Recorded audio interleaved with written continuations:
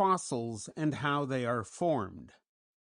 How of 1,000 snakes each one was changed into a coil of stone.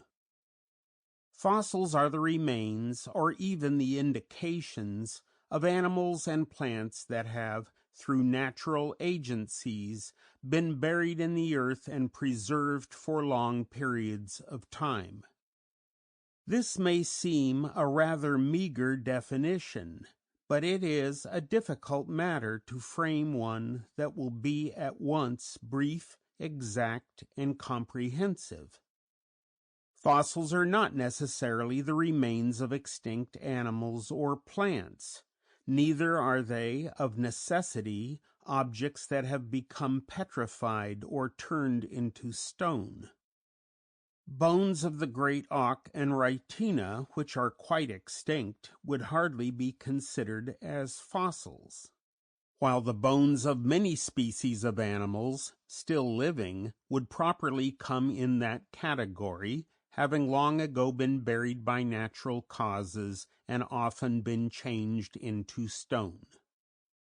And yet it is not essential for a specimen to have had its animal matter replaced by some mineral in order that it may be classed as a fossil, for the Siberian mammoths, found entombed in ice, are very properly spoken of as fossils, although the flesh of at least one of these animals was so fresh that it was eaten. Likewise, the mammoth tusks brought to market are termed fossil ivory, although differing but little from the tusks of modern elephants. Many fossils indeed merit their popular appellation of petrifications, because they have been changed into stone by the slow removal of the animal or vegetable matter present and its replacement by some mineral, usually silica, or some form of lime. But it is necessary to include indications of plants or animals in the above definition, because some of the best fossils may be merely impressions of plants or animals, and no portion of the objects themselves. And yet, as we shall see, some of our most important information has been gathered from these same imprints.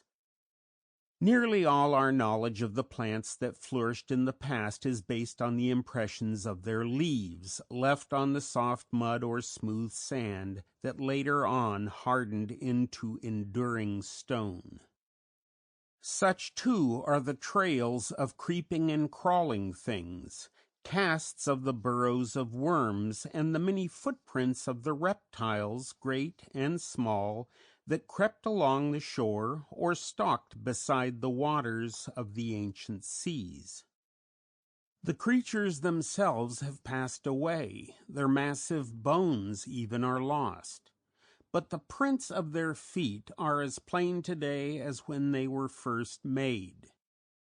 Many a crustacean, too, is known solely or mostly by the cast of its shell, the hard parts having completely vanished, and the existence of birds in some formations is revealed merely by the casts of their eggs.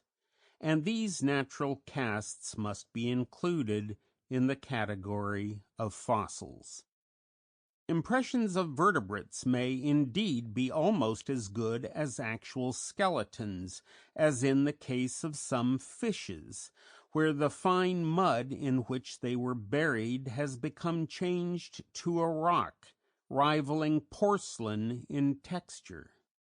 The bones have either dissolved away or shattered into dust at the splitting of the rock, but the imprint of each little fin ray and every thread-like bone is as clearly defined as it would have been in a freshly prepared skeleton. So fine indeed may have been the mud, and so quiet for the time being the waters of the ancient sea or lake, that not only have prints of bones and leaves been found, but those of feathers and of the skin of some reptiles, and even of such soft and delicate objects as Sample complete. Ready to continue?